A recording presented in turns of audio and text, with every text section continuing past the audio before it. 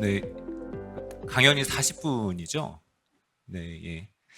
시간을 좀 준수할 수 있도록 최대한 노력을 해보겠습니다. 방금 소개받은 마이크로소프트 고왕범이라고 합니다. 반갑습니다.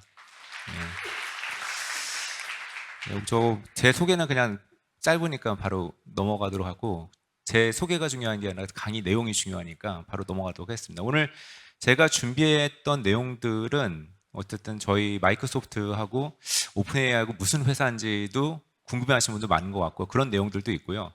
그리고 앞에서 교수님이 말씀 주시긴 하셨지만 오픈AI 서비스에 대한 내용들이 어떤 기술들이 있는지에 대한 내용들도 간단히 좀 짚고 넘어가려고 하고 있고, 가장 궁금하실 것 같아요. 그러면은 도대체 이런 기술들을 활용해서 많은 기업들이 어떠한 일들이 지금 벌어지고 있는지 그거를 좀 맛배기로 좀 보여드리고, 그 다음에 마지막으로는 아무래도 오늘 주제가 그 직업이라는 키워드가 있기 때문에 여기 학생들도 되게 많이 오셨다고 들었습니다. 그러면은 이런 챗GPT라든가 오픈AI가 갖고 있는 기술을 가지고 우리 여러분들이 앞으로 생각할 때 직업이라는 게 뭐가 바뀔지, 아까 교수님도 말씀 주시긴 하셨지만 그런 부분에서 이제 제가 느끼는 부분들을 몇 가지 좀 정리를 해보는 그런 구조로 좀 준비를 해봤습니다.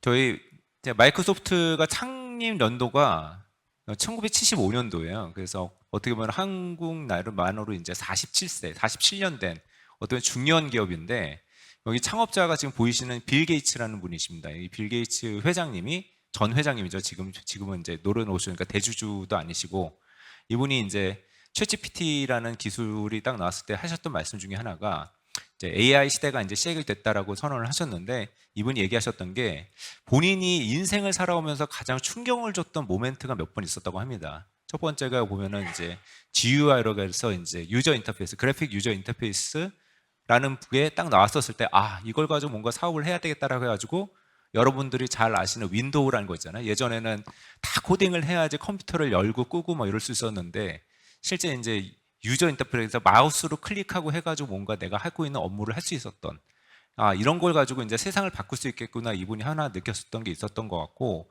그 이후에 아이폰도 아니고 스마트폰도 아니고 제일 충격을 먹었던 게 이 챗GPT 서비스가 실제 나오게 됐을 때 가장 충격을 먹었다고 얘기를 합니다. 그래서 AI 시대가 이제 본격적으로 도래가 될 거다라고 이분이 얘기를 하셨고, 뭐 여러분도 아시겠지만 지금 뭐 챗GPT 관련해서 뭐 1억 명을 사용자가 전 세계를 돌파하는 데 있어서 실제 뭐 출시 5일 만에 이제 1억 명의 100만 명의 사용자가 출시가 넘어갔고, 실제 이 관련해 가지고 MAU가 불과 2달 만에 이제 1억 명 이상의 유저들이 몰렸다라는 거는, 여러분들이 그만큼 여러분들 전 지구적으로 전 우주적으로 이 부분에 대한 관심이 매우 높아졌다라는 걸 좀 아실 수 있는 팩터인 것 같습니다.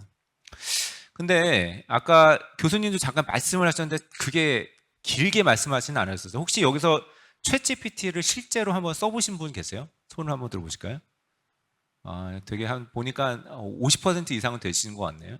써보시면은 한 가지 좀 특징 중에 하나가 질문을 똑바로 하는 게, 질문을 어떻게 하느냐에 따라 가지고 답이 조금씩 다 다르게 나옵니다. 그렇기 때문에 질문을 잘하는 게 되게 중요하다. 그거를 앞에서도 얘기해서는 프롬프트 엔지니어라고 얘기를 했는데, 질문을 잘하는 게 중요하다는 게 되게 중요하게 많이 얘기를 하고 있는 부분입니다. 근데 지금 보시면은 게 이제 아마존이라는 미국의 사이트에서, 아마존 원래 책을 온라인으로 팔아가지고 처음에 사업을 시작한 회사잖아요. 그래서 아마존의 챗GPT라는 주제를 가지고서 쭉 이제 프롬프트 엔지니어링 관련된 주제를 가지고 리스트업을 해봤었을 때, 여기 맨 위에 보시면은 그 책의 그 발간된 숫자가 2월만 하더라도 2월, 3월 이때까지만 하더라도 한 373개 정도밖에 되지 않았어요. 챗GPT가 관련된 서적이. 근데 5월 말 기준으로 했었을 때 한 875개로 책 수가 이만큼 늘어납니다.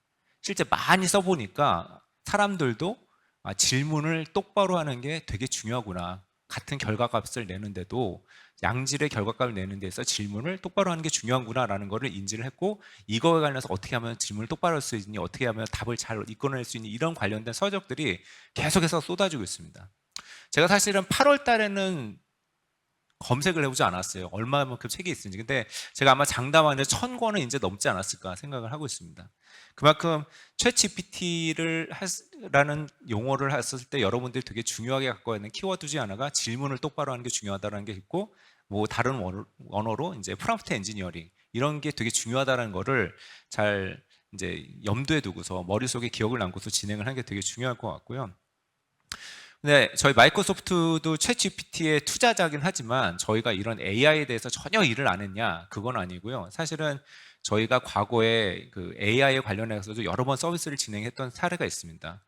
그 국내에서도 이루다 사건이 있어서 이제 성희롱적이나 성차별적인 발언을 되게 문제가 됐던 것처럼 마이크로소프트 테이라는 챗봇을 만들어 가지고 실제 시장에 2017년도에 런칭한 적이 있었는데 이때에 사실은 서비스를 런칭하고서 유사하게 반유대적인 발언이라든가 성차별적인 발언이라든가 뭐 이런 여러 가지에 대한 안 좋은 그런 학습된 결과를 내뱉는 것 때문에 문제가 돼가지고 저희가 이 챗봇 서비스를 오픈한 지 얼마 안 돼가지고 그냥 바로 저버렸던 닫았던 셧다운 해버렸던 그런 아픈 기억이 있었기 때문에 아까 교수님이 앞에서 말씀하셨던 AI가 갖고 있는 위험성이라든가 그 윤리적인 문제라든가 이런 부분에서 저희 부분들도 되게 잘 이해를 하고 있습니다. 그렇기 때문에 저희가 챗GPT라는 그런 서비스를 마이크로소프트 애저라는 클라우드에 같이 인베드해가지고 시장에 런칭할 때도 이런 AI에 대한 부분에 대한 부분들을 되게 중요하게 생각을 하고 있습니다. 그렇기 때문에 되게 재밌는 건데 다른 저희가 마이크로소프트가 갖고 있는 여러 가지 기술이나 솔루션 같은 거 여러분들이 해서 윈도우 오피스 이런 거 사고 싶으면 살 수 있잖아요. 막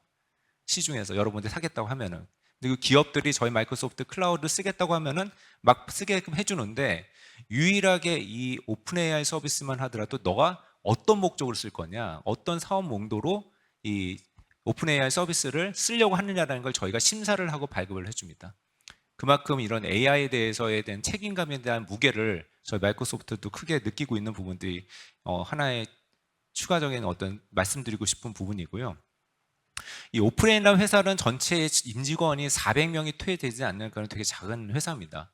근데 지금 저희 마이크로소프트가 아까도 혹자 누가 얘기를 하죠. 저희 마이크로소프트를 요새 마소라고 얘기를 한다고 마소. 근데 마소는 마이크로소프트의 줄임말기로 하지만 팔지 마소에 여러분들 서학개미 하시는 분도 있는데 당분간 주식을 팔지 말라고 해서 팔지 마소의 줄임말로서 마소라고도 얘기를 하고 한다고 하긴 하던데 저희가 오픈 AI하고 첫 번째 관계를 맺기 시작을 한 거는 2019년도입니다. 2019년도에 1차 투자를 1빌리언, 한 우리나라 한화로 1조 원 정도 되는 거를 투자를 해가지고 진행을 했었던 그런 사례가 있고요.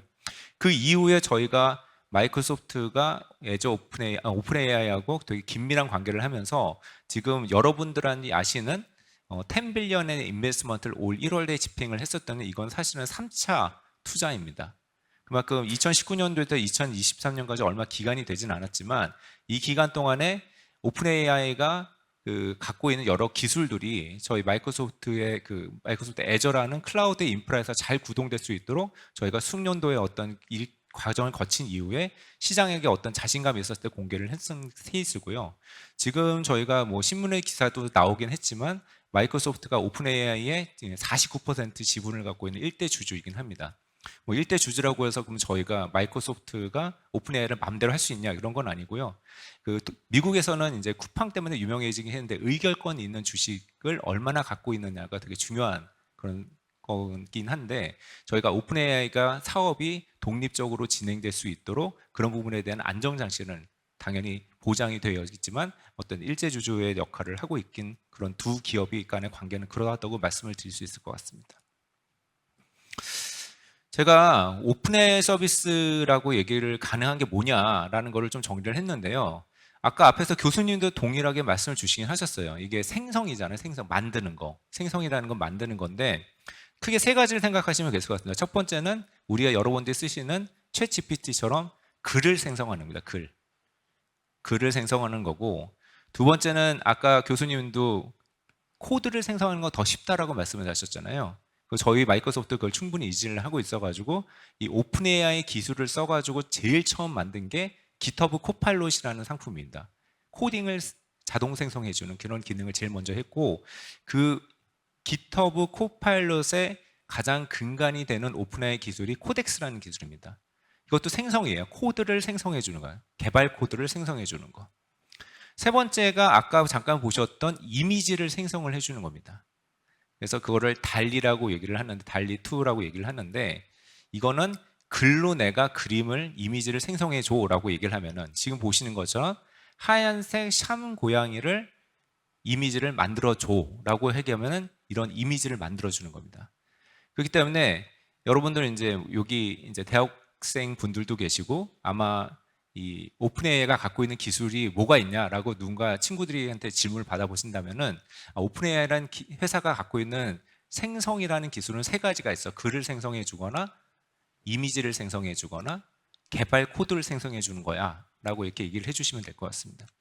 근데 이제 글을 생성해 주는 것도 글을 생성을 해주는데 이걸 조금 더 한 레벨 다운으로 브레이크다운 한다면은 여기 보시면 완전히 창작에 대한 생성도 있고 요약에 대한 생성도 있고 그리고 제가 제일 잘 쓰는 변환에 대한 부분입니다. 변환이라고 얘기하는 거는 영어로 얘기한 거를 한국어로 만들어줘 라고 얘기를 하거나 한국어로 돼 있는 거를 뭐 중국어로 만들어줘 라고 하는 부분에 대한 변환이 또 이제 글에 대한 부분도 있고요.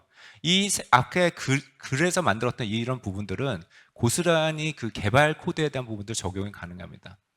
가령 예를 들어서 우리나라도 한국어도 있고 영어도 있고 프랑스어도 있고 되게 다양한 연기가 있는 것처럼 혹시 여기 개발 전공하시는 분이 계실지 모르겠는데 개발 코드도 C++, C++도 있고 뭐 자바도 있고 파이썬도 있고 자바스크립트도 있고 되게 다양한 개발 용어가 있거든요.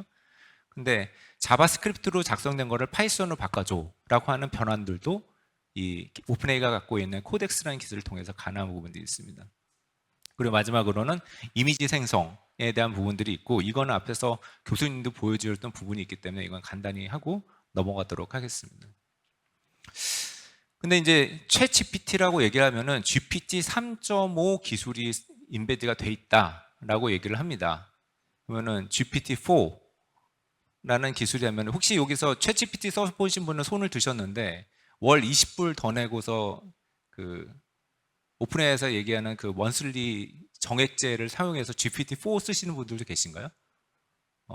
확실히 유료니까 조금 많이 줄어들긴 했네요. 네. 근데 이 GPT-4에 대한 내용들을 검색을 하고 GPT 3.5를 검색해서 비교를 해보면은 확실히 훨씬 더 GPT-4가 풍부하고 좀 더 정확한 정보를 제공을 해줍니다. 근데 그 배경 이유 중에 하나는 아무래도 3.5보다 4니까 숫자가 더 늘어나니까 뭔가 좀 발전 속도가 있겠죠. 첫 번째 가장 여기서 주의 깊게 보셔야 될 게 파라미터라는 부분입니다. 아까 GPT 3.5 같은 경우는 1750억 개의 파라미터를 가지고서 결과를 내다 보니까 이거 1750억 개라는 변수나 매개 변수를 통해서 결과를 낸다는 것도 엄청난 거긴 하고 그렇지만 GPT-4에서 얼마만큼의 매개 원수가 들어가고 파라미터가 들어간지에 대해서 아직은 공개를 하지 않습니다.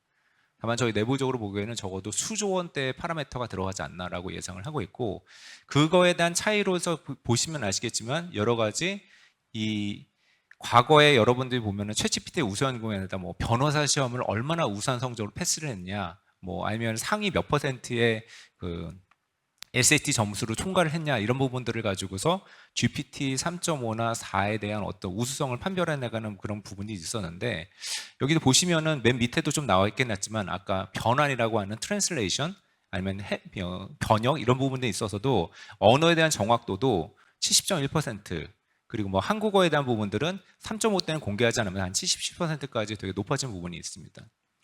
근데 이런 부분들이 사실 저한테도 되게 임팩트 있게 작용을 하고 있는데요. 제가 아무래도 외국 회사에 다니다 보고 있고 저도 사실은 영어로 이메일을 하거나 쓰거나 하는 경우가 되게 많습니다. 말이라는 거는 뭐 어쩔 수 없지만 영어 표현이라고 하는 거는 이메일로 커뮤니케이션 할 경우가 많은데 그걸 할 때 사실 제가 챗GPT를 가장 많이 쓰긴 합니다. 예를 들어서 제가 초안을 작성을 해놓고 이거를 좀 더 간결하게 아니면은 이걸 가지고 좀 더 정확하게 아니면 이스프레션 영어 이스프레션을 해가지고 다시 리라이트 해줘라고 얘기하면은 정말 이게 내가 쓴 게 맞나라는 싶을 정도로 되게 유려하게 얘기를 해줍니다. 갑자기 어느 외국인은 나보러 갑자기 너 영어 실력 너무 는 것 같다 이런 이메일을 개인적으로 받기는 하는데 이런 도움을 많이 받기도 하고요. 그렇기 때문에 제가 사실은 여기 네이버 분들도 오시긴 했지만 제가 이제 더 이상 파파고를 쓰지 않습니다. 그래서 이런 부분에 대해서도 제가 개인적으로 생각하는 파파고보다 훨씬 더 우수하게 변환을 해주고 있기 때문에 이제 GPT-4에 대한 GPT-4를 쓰는 이상에서는 그런 부분들은 이미 거의 다 따라잡은 것 같다는 생각이 들고요. 그러면 이제 마이크로소프트가 이 챗GPT를 만든 개발사인 오픈AI한테 저희가 투자를 했는데 저희가 무슨 벤처 캐피탈도 아니고 이 회사에다가 한 49% 지분을 갖고 투자를 해가지고 도대체 뭘 하려는 거냐라는 부분들을 제가 마이크로소프트 다니까 제일 많이 받는 질문 중에 하나예요. 첫 번째 이거를 여러분들한테 처음 말씀을 드리고 싶은데, 저희가 이 챗GPT, 오픈AI를 알기 이전부터 사실 저희도 자체적인 AI를 개발하고 있었던 회사입니다. 저희도 빅테크, 소위 얘기하는 빅테크 회사니까 뭐 기술 제품을 하나 만들어야 되지 않겠습니까? 그래가지고 저희도 여러 가지 AI 모델들 만들고 있었는데, 보니까 이 기술들이 아까 저희 빌 게이츠 회장님이 얘기하셨던 것처럼 너무나 엄청나고 파급력이 있는 회사다 보니까 이거에 대한 기술을 저희 제품에다가 빨리 인베드를 해가지고 마이크로소프트가 갖고 있는 여러분이 쓰시는 오피스, 윈도우 이런 거를 가지고 업무 생산성을 높이는데 일조를 해야 되겠다. 그러니까 마이크로소프트가 가지고 있는 모든 제품군에 오픈AI 기술을 접목을 해가지고 실제 이 시장을 한번 장악을 해보아야 되겠다라는 큰 비전을 가지고 진행을 한 게 저희가 오픈AI라는 회사에 투자를 한 넘버원 이유입니다. 그렇기 때문에 저희 마이크로소프트가 여기 보시면은 갖고 있는 모든 제품군이 있어요. 거기에 다 모든 제품이 코파일럿이라는 제품. 근데 파일럿이 아니라 코파일럿이라고 하는 이유는 이거에 대한 사용에 대한 최종 주체는 유저들, 여러분들한테 있다고 저희가 판단하고 부조종사의 역할로만 저희가 이 AI라는 걸 활용을 해야 된다고 하기 때문에 코파일럿이라는 네임을 브랜딩을 한 거고요. 마이크로소프트가 가진 모든 제품군의 코파일럿 기능을 오픈AI가 갖고 있는 앞에서는 생성이라는 기술들을 이용을 해가지고 저희가 접목을 해서 새로운 제품군을 출시를 하는 것을 1차 목표를 하고 있습니다.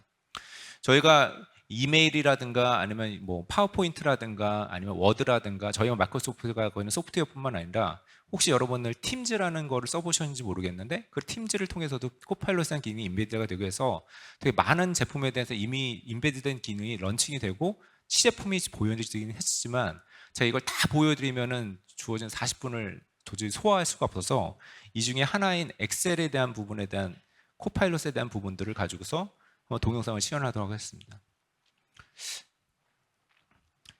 보시면 옆에서 코파일럿 하는 데 대해서 내가 문의를 합니다.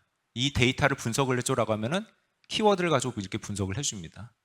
그리고 그걸 가지고서 뭐 그래프로 변환을 해달라 라는 거를 직접 여러분들이 작성을 하지 않고 자연어로 문의를 하면은 그래프도 만들어주는 부분들이 있고요.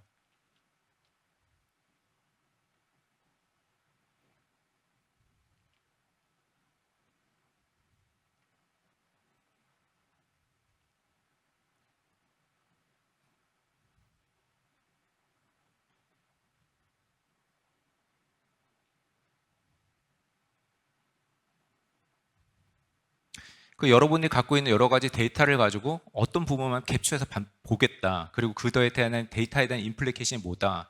이걸 가지고 그래프를 그려달라라고 하는 부분들이 여러분들이 굳이 마이크로소프트 엑셀에 대한 구체적인 자격증이 없이도 다 이런 부분들이 가능하게 됩니다. 물론 이렇게 되면 여기가 생각을 하겠죠. 이런 게 되면은 엑셀 자격 강사들에 대한 일자리는 조금 더 위험할 수도 있겠지만, 그렇지만 여러분들이 굳이 마이크로소프트 엑셀에 대한 전문가가 아니더라도 손쉽게 그 말만 할 수 있으면은, 여기 보면 자연어로 말만 할 수 있으면은 이런 부분들이 다 가능하게끔 지원을 해주는 게 저희가 생각하고 있는 꿈꾸는 세상입니다. 그렇기 때문에 아까 했던 GPT-3에서 제가 아까 말씀드렸던 글에 대한 생성이라든가, 그리고 이런 부분에 대해서 채팅에 대해서만 좀 말씀을 드리자면, 아까도 한 단계 더 레벨 다운을 하자면은 뭐 여기서는 어떤 창작에 대한 스토리텔링이라든가 코드를 새로 만들어두는 부분이라든가 아니면은 그런 퀴즈를 내달라고 하는 부분이라든가 아니면 실제 여기서 여러 가지 긴 글을 가지고 요약 정리를 해달라고 하는 부분들도 챗 GPT를 통해서 가능한 부분들이 있습니다. 근데 이 부분이 사실을 저희가 마이크로소프트 빙이라는 검색 그 엔진에서도 저희가 이 챗 GPT를 저희가 실제 GPT-4를 사용을 하고 있는데, 이건 한 가지 되게 재밌는 부분이 있어서 여러분들한테 말씀을 드리고 싶은데, 그 다음 장을 보면 게 더 좋을 것 같아요. 아까 이게 AI가 이제 사람이 생각하는 거하고 되게 비슷하게 생각을 한다고 했는데, 더 나아가가지고 되게 정치적으로 되게 리스크가 있는 거를 많이 좀 피하고자 하는 부분이 있습니다. 그렇기 때문에 독도, 우리나라에서 대한민국 국민으로서 독도는 어느 나라 땅이야라고 얘기하는 부분은 되게 대한민국 국민의 정체성이란다 주체성을 나타내는 되게 중요한 부분이긴 한데, 이 독도는 어느 나라 땅이야라는 거를 한국에 있는 빙을 통해 가지고 물어보면은 다음과 같이 얘기를 합니다. 독도는 우리나라 땅이고 대한민국 영토 주권이 발휘되는 땅이고 이래가지고 여러 가지로 얘기를 하고 있습니다. 근데 일본 빙에서 독도는 어느 나라 땅이야 라고 물어보면은 쭉 일본어로 막 얘기를 합니다. 근데 그런 부분들을 여러분들 일본어가 모르실 수 있으니까 이걸 저 친절하게 챗GPT를 통해 가지고 제가 번역을 해서 붙여놨는데, 독도는 일본 남서부에 있는 섬으로 한국과 일본이 모두 영유권을 주장하고 있는 땅입니다 라고 얘기를 합니다. 내가 일본에 있는 빙으로 일본에 대한 질문을 했었을 때는 이 사람이 일본 사람이구나 라고 생각을 하고 조금은 다른 답변을 내놓습니다. 일본 사람들이 좋아할 만한 답변을 내놓는 거죠, 정확히 얘기하면. 그래서 이런 부분들에 있어서 내가 어느 지역에서 어느 랭귀지로 물어보느냐를 따라 가지고 아까 했던 답변에 대한 부분들이 조금 달라질 수 있습니다. 물론 그 근거는 비슷하긴 합니다만 이런 부분이 좀 차이가 있는 부분들이 있고요. 그 다음에 오픈AI가 갖고 있는 기술 중에 아까 이미지 생성이라는 부분들에 대해서도 잠깐 설명을 드리자고 하면은, 가장 중요한 거는 자연어로 내가 이런 그림을 그려줘 라고 하면 이런 유사한 그림을 생성을 해줍니다. 가령 여기서 오른쪽에 있는 법복을 입은 말티즈 그림을 그려줘 라고 얘기하면 한 5개, 9개 정도의 샘플 이미지가 생성이 되고요. 이 중에서 몇 가지를 더 커스터마이제이션 된 프롬프트 엔지니어링을 하면 그거에 대한 변환된 이미지가 계속해서 생성이 됩니다. 예를 들어서 이 법복을 입은 말티즈인데 난 유화풍에 있는 그림이 된 걸로 다시 그려줘 라고 하면 또 그 9개의 유화풍에 있는 그림으로서 또 변형된 부분이 있습니다. 거기에 대해서 나는 초현실주의 그 화풍으로 된 달리 그림과 유사하게끔 그려줘, 아니면 피카소와 유사하게 그려줘 라고 하면 그게 또 변환돼서 있는 그림들이 이렇게 막 바뀌는 부분도 있습니다. 그렇기 때문에 이런 이미지에 대한 부분들도 되게 다르게 생성을 할 수 있는 부분들이 있고요.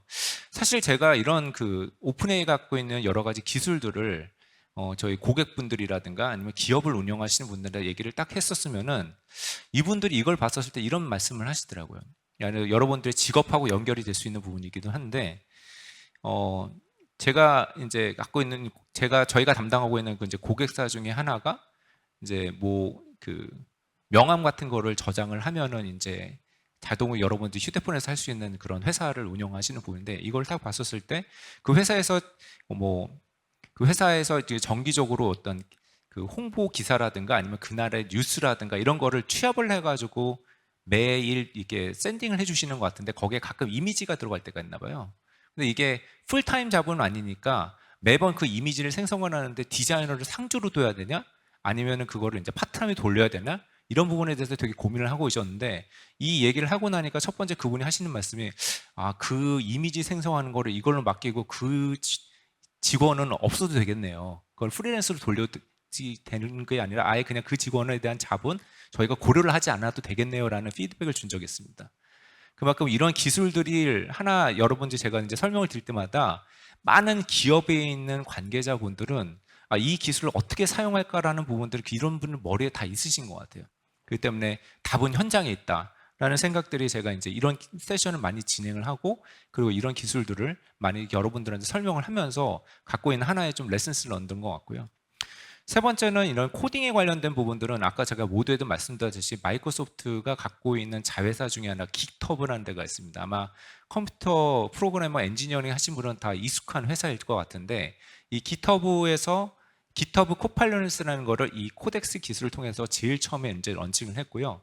아마 조만간 코파일럿 X, 깃허브 코파일럿 X라는 게 나오기 시작을 하면은 아마 또 이제 개발 영역에서의 하나의 또 센세이셔널한 부분이 나타나지 않을까 싶은 부분이 있습니다.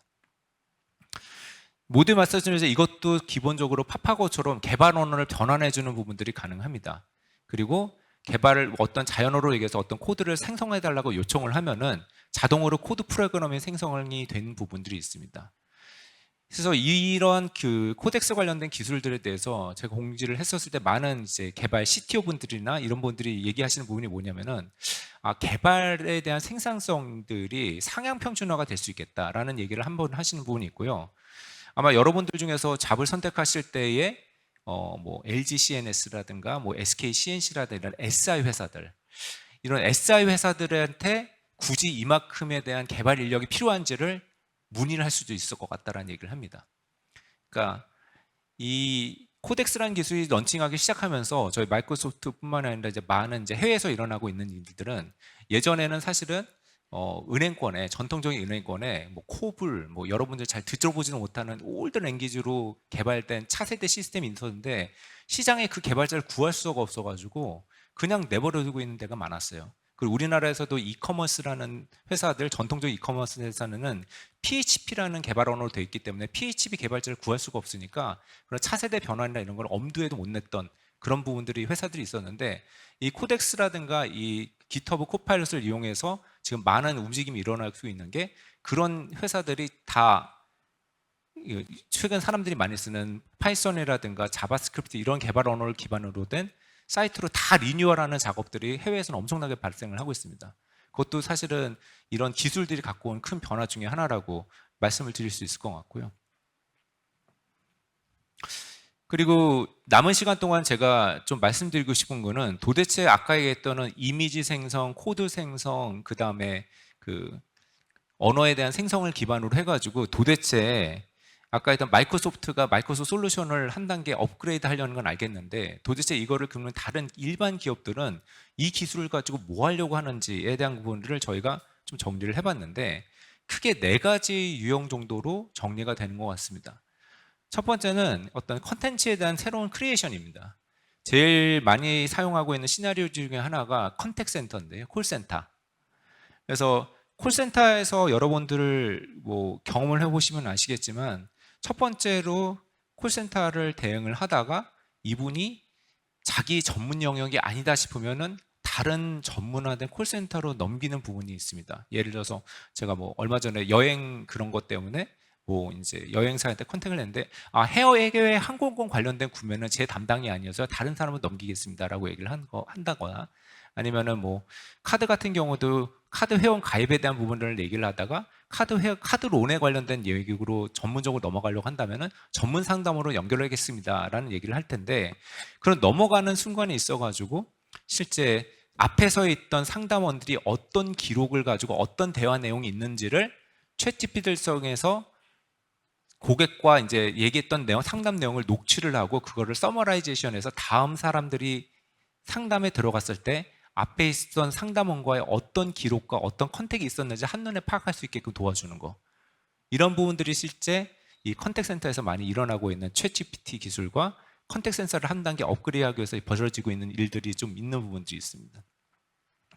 그리고 그거 관련해 가지고 이제 서머라이제이션에 대한 부분을 말씀을 드렸고 그 다음에 이제 많이 쓰는 유사한 케이스 중에 하나가 저희가 보면은 이 건설 회사라든가 아니면은 그 해양 플랜트 회사, 뭐 조선 회사 이런 데 갔다 온 데 보면은 그 제안서 같은 게 있잖아요. 그 왜 수주 사업이잖아요. 그러니까 내가 제안서를 해가지고 그 프로젝트를 윈을 해야 되는데 그 해가지고 그 계약서라든가 그 RFP 그러니까 제안서를 쓰기 위한 어떤 요청서, 제안 요청서를 비교를 해보면은 수백 장이에요.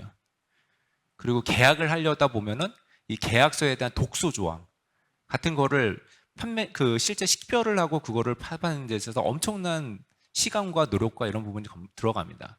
사실 그런 거를 판독하기 위해서 내부 사내 법무팀도 엄청나게 운영하는 회사들도 많고 아니면 그런 것 때문에 우리나라의 김앤장이나 이런 큰 로펌들이 크게 돈을 벌고 있기도 합니다. 그렇기 때문에 내가 계약을 하는 부분들이 되게 큰 중요한 부분이기 때문에 그런 부분들에 대한 어떤 위험 요소를 절감하기 위해서 일부 많은 기업들이 이미 챗GPT를 쳐가지고 야 이런 RFP를 받았는데 그거를 올리고 이거에 대한 독소 조항을 한번 분석을 해줘. 이 제안서에 대한 부분이 130페이지인데 요약을 해줘. 이런 거에 대한 실제 역할로서 많은 일반 기업들이 챗GPT와 오픈AI가 갖고 있는 기술을 활용해가지고 실제 업무에 적용을 하고 있는 케이스가 있습니다. 세 번째 경우는 이제 코드 제너럴 생성 같은 경우는 아까 제가 충분히 말씀을 드렸으니까 좀 넘어가도록 하겠고요. 그 다음에 이제 검색하고 이제 접목을 해가지고 이것도 우리나라에서 많이 쓰고 있는 부분인데 얼마 전에 여러분들 기사 보면은 뭐 챗GPT에다가 판교계담이라고 그러더라고요. 판교계담. 그러니까 챗GPT를 많이 쓰면 이거를 오픈AI가 학습을 해가지고 걔네들의 AI 엔진을 더 고도화시키고 있는 부분이기 때문에 우리 회사의 기밀 유출이 오픈 AI가 새 나가지 않도록 물어보는 걸 제약을 한다거나 아예 오픈 AI 서비스를 사내에서 금지하게끔 한다거나 그래서 뭐 삼성전자 같은 경우는 챗GPT를 쓰지 말라고 이제 얘기를 한다거나 이런 부분들이 많이 발생을 하고 있습니다. 실제 뭐 그런 부분이 일견 우려가 틀리지는 않은 부분은 맞고요.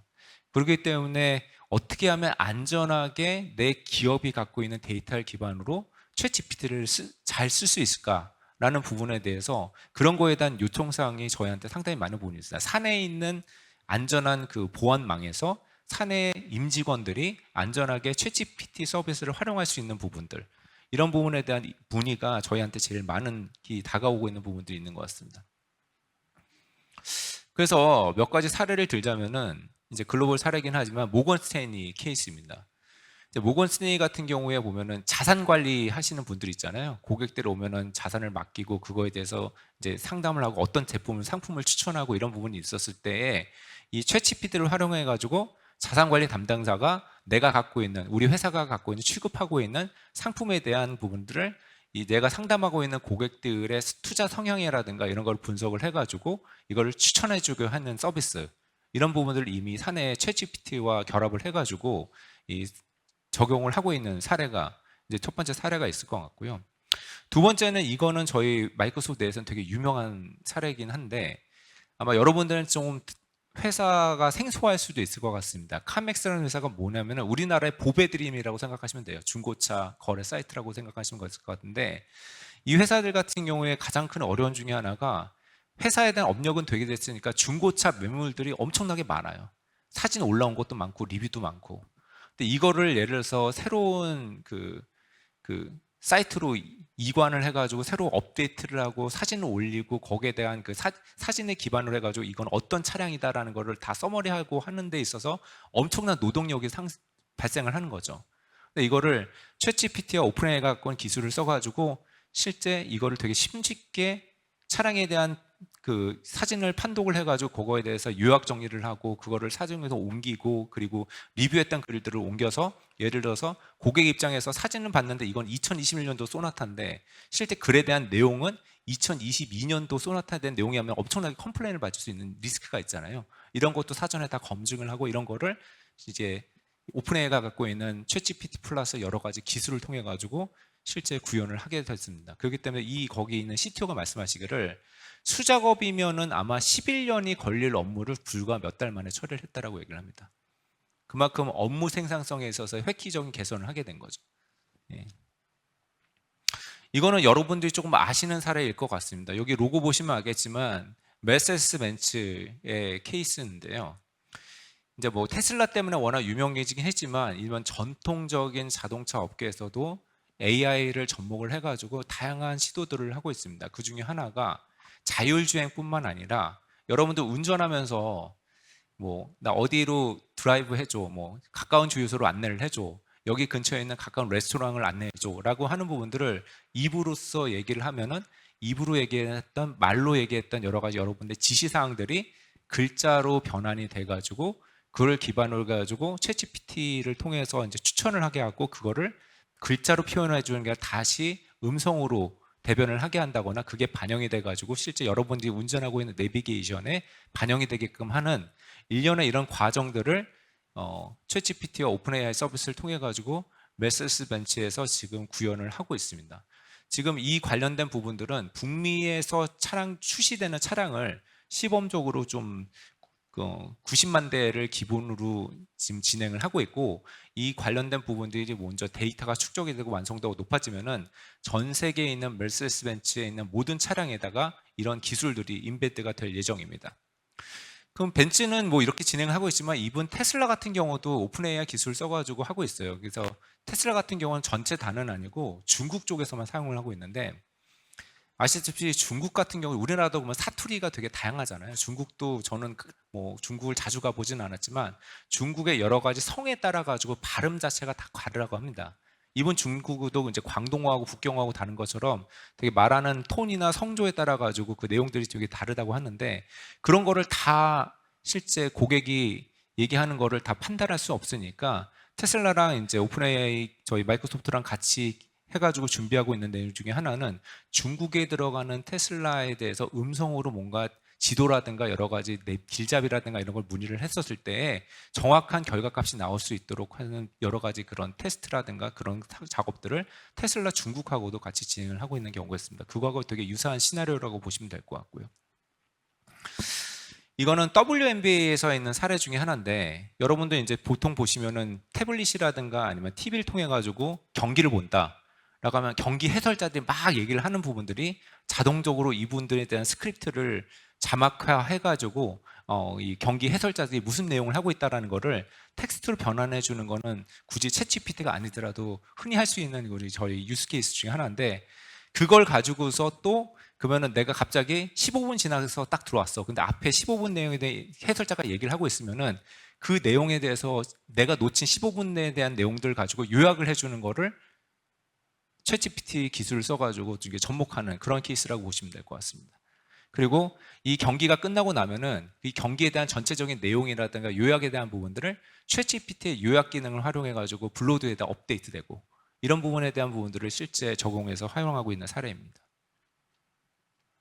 이거 같은 경우는 제가 밝힐 수는 없지만 이제 글로벌 해양 플랜트 회사인데, 아까 제가 얘기했던 RFP라든가 제안서라든가 아니면 계약에 대한 독소 조항 같은 거를 좀 요약하고 분석하고 찾아내고 추출하고 이런 케이스를 요약을 한 거고요. 사실 국내에서도 챗GPT를 통한 서비스들이 많이 나오고 있습니다. 이제 그 중에 하나만 찾는데 마이 리얼 트립이라고 여러분들 많이 쓰시는 앱이실지 모르겠는데, 여기서도 내 사용자가 나는 싱가포르 여행을 가고 싶어, 난 일본 여행을 가고 싶어, 근데 일본에 3박 5일 일정이야, 내 일정을 한번 짜줄래라고 하면은 그런 거를 여러분들이 어떤 프레퍼런스나 취향을 분석을 해가지고 다양한 여러분들의 맞춤형 여행 플랜을 짜주는 그런 거를 챗GPT와 연계한 B2C 서비스를 이미 출시를 하고, 이런 부분에 대한 부분들도 실제 접목 가능한 유스 케이스라고 저희가 볼 수 있을 것 같습니다. 그리고 아마 이게 마지막이 될 것 같은 게, 이게 가장 최근에 저희 마이크로소프트에서 발표한 실제 사례 중에 하나인데, 에픽이라는 회사는 미국에 있는 헬스케어 회사입니다. 그래서 이 회사에서 GPT-4를 써가지고 하고 있는 부분 중에 하나가 뭐냐면은, 이 동영상을 제가 좀 분석을 해가지고 이제 그림으로 내겠는데, 이 닥터 워커라는 사람하고 이제 조지 알잔스라는 사람이 처음에 환자 진료를 했었을 때, 당신하고 나하고 지금 대화하고 있는 부분들을 녹취할 수 있겠나라는 거를 먼저 동의를 구하고요, 1번으로.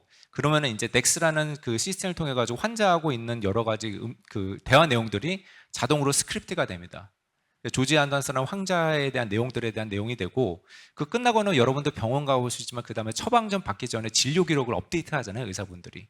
근데 그거를 손으로 하는 게 아니라 그 내용에 대해서 확인을 한 다음에 이걸 업로드해줘라고 음성으로 얘기를 하면은 이런 부분들이 자동적으로 시스템에 업로드가 되고, 그리고 환자들이 나중에 그 의사하고 진료가 끊고 나서 추가적으로 의사한테 여러 가지 질문이라든가 질의사항을 이메일로 받았었을 때 이메일에 대한 부분을 자동으로 생성을 해줘라고 하는 부분들도 다 가능합니다. 이런 부분들이 비단 이제 챗GPT와 오픈AI가 갖고 있는 기술만 들어간 건 아니지만, 기존에 갖고 있는 여러 가지 AI 기술들과 접목을 해가지고 우리가 의료에 대한 어떤 업무 혁신이나 이런 부분들이 가능하다는 거고요.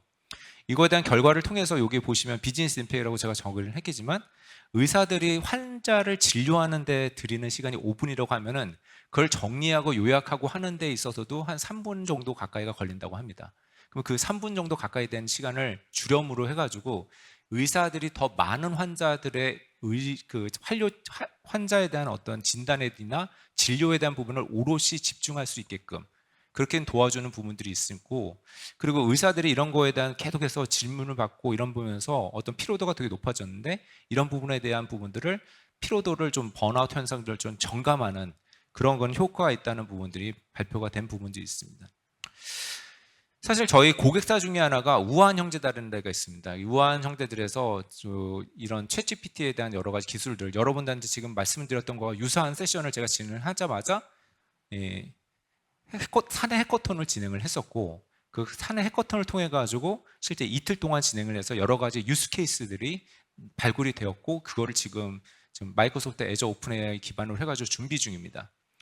근데 그걸 통해서 제가 느꼈던 게 뭐냐면은, 이전에 AI다라고 하는 부분이나 개발이라고 하는 부분들은 되게 먼 얘기였어요. 전문가, 그냥 코딩을 잘하는 사람들만이 할 수 있고, 이런 부분들을 내가 뭔가 한다고 한다면은 어떻게 하면 좋은 개발자를 확보하지? 어떻게 보면 좋은 SI 회사를 컨택을 하지라는 생각을 많이 했었던 것 같은데, 이 챗GPT라는 게 나온 이후에 하나 변화는 제가 슬램덩크 사진에서 이거를 캡처를 했는데 제가 제일 좋아하는 겁니다. 왼손은 거들 뿐이라는 얘기가 있어요. 강백호가. 그래서 이런 내가 뭐를 하고 싶은지에 대한 부분을 명확히 알면은 그냥 여러 분들이 갖고 있는 기술들은 이미 다 되게 진입장벽이 낮아졌기 때문에 여러분들이 생각하고 있는 거를 다 구현을 해줄 수 있습니다. 이제 저는 가령 그래서 챗GPT와 오픈AI가 갖고 있는 기술의 가장 큰 수혜 중에 하나는 어떻게 보면 AI가 민주화됐다는 생각을 하게 됩니다. 여러분들이 갖고 있는 여러 가지 생각과 올바른 사고와 이런 게 윤리적으로 문제가 없다고 한다면은 기술적으로 여러분들이 하고자 하는 꿈이라든가 하는 거를 다 지원해 줄 수 있다라고 하는 부분들이 이게 가장 큰 변화가 아닌가 싶은 생각이 있고요. 아무래도 오늘 주제가 직업과 관련된 부분이다 보니까 제가 이거는 추가적으로 한번 좀 정리를 해봤는데, 이 좌측에 있는 그래프는 비주얼 캐피탈리스트라는 데서 발표한 이 챗GPT가 나오고 나서 좀 더 그 로우 익스포즈가 된 부분은 이게 좀 더 임팩을 덜 받을 부분, 그다음에 여기 보면 하이 익스포즈라고 해가지고 좀 더 임팩을 많이 부분들을 이렇게 나눠서 정리를 한 겁니다. 근데 결론적으로 얘기하면은 아까 교수님도 말씀 주시긴 하셨는데, 저는 사실은 뭐 그렇다고 해서 뭐 개발자가 없어지거나 사라지거나 이럴 것 같지는 않습니다. 다만 정말 잘하는 개발자와 그냥 그런 개발자를 확실히 판별할 수 있는 기준이 될 것 같습니다. 챗GPT가 나온 결과로나 코드 제너레이션을 가지고 그걸 그대로 쓰는 개발자도 있을 거고요. 이게 완벽하지 않기 때문에 이거에 대한 뭔가 더 개선을 위한 그런 거를 판별할 수 있는 눈을 가진 개발자들은 확실히 살아남을 수 있을 것 같습니다. 그리고 아까 말씀하셨듯이 인간 본연의 업무에 대한 부분들에 대한 가치를 본격적으로 인정을 받을 것 같습니다. 사실 제가 이런 거를 이제 세브란스 병원에서도 유사하게 강연을 했는데, 이전에는 여러분들 보시면은 의사들도 보면은 인기 있는 과에 몰리잖아요. 뭐 예전에 같으면 진단방사선과 뭐 이런 데 많이 몰렸다고 합니다. 마취과.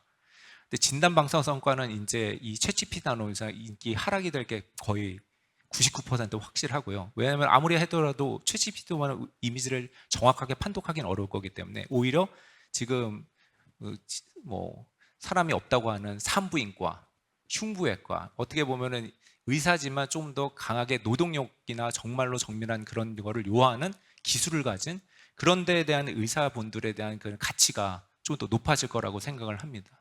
그리고 저희 이런 챗GPT가 나오면서 뭐 기술이 없어지거나 아니면은 뭐 기술 때문에 뭐 우리 잡이 없어지거나 일자리가 없어지거나 뭐 이런 걸 여러분들이 고민하실 수 있을 것 같은데, 어느 시대에나 새로운 기술이 나올 때 없어지는 일자리가 있었고요. 또 새로 생기는 일자리가 있었습니다. 근데 이런 거는 중요한 거는 이런 여러 가지 갖고 있는 기술들을 적극적으로 우리가 등대하고 활용하고 한 부분들이 내재화되어 있으면 여러분들이 이런 거에 대한 변화를 두려워하지 않을 수 있을 것 같고요. 그런 부분들을 잘 활용하느냐가 개인에 대한 업무 생산성과의 연결이 직결되고 있기 때문에 이거를 피하지 말고 잘 활용하시는, 대처하는 습관부터 가지시는 게 중요하지 않을까 생각합니다. 오늘 제가 한 2분 정도 좀 넘게 진행을 했는데요. 오늘 제 강연은 여기서 마치도록 하겠습니다. 감사합니다.